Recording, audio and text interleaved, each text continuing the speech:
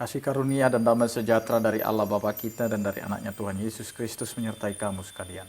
Amin.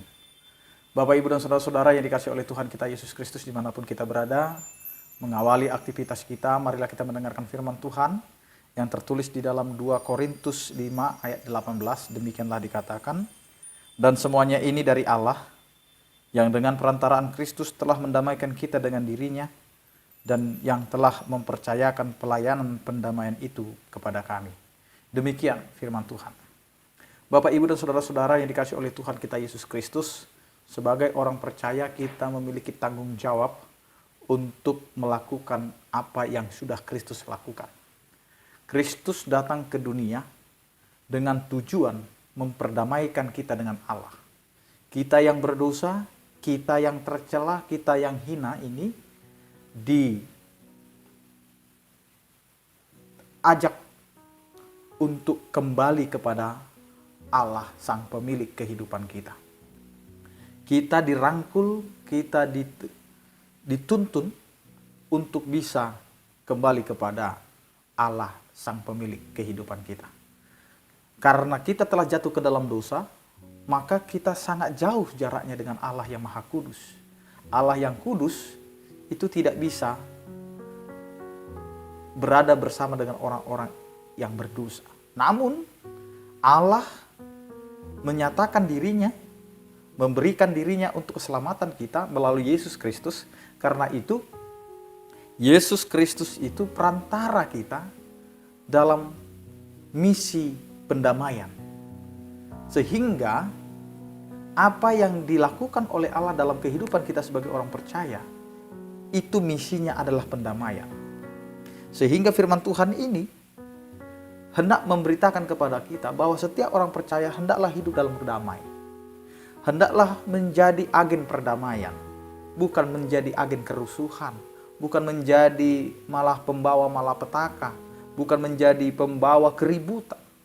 Karena sudah banyak pada zaman ini pemberita-pemberita, bahkan umat percaya yang sudah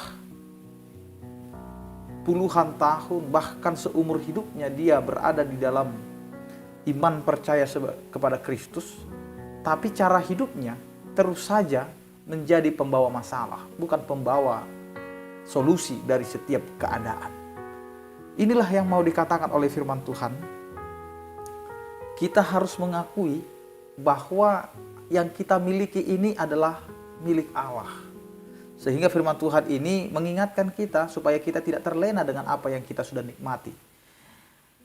Semua ini dari Allah yang dengan perantaraan Kristus telah mendamaikan kita dengan dirinya.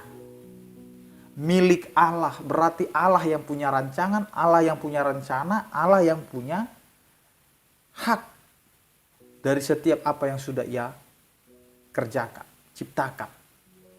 Sehingga kita ini hanya mengikuti apa yang Tuhan inginkan. Sehingga tidak ada bagi kita untuk bermegah.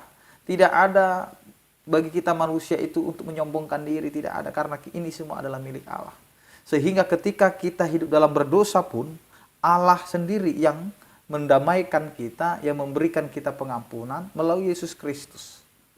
Kemenangan kita dalam pengampunan, dalam dosa-dosa kita, itu dimulai dari Allah yang berinisiatif.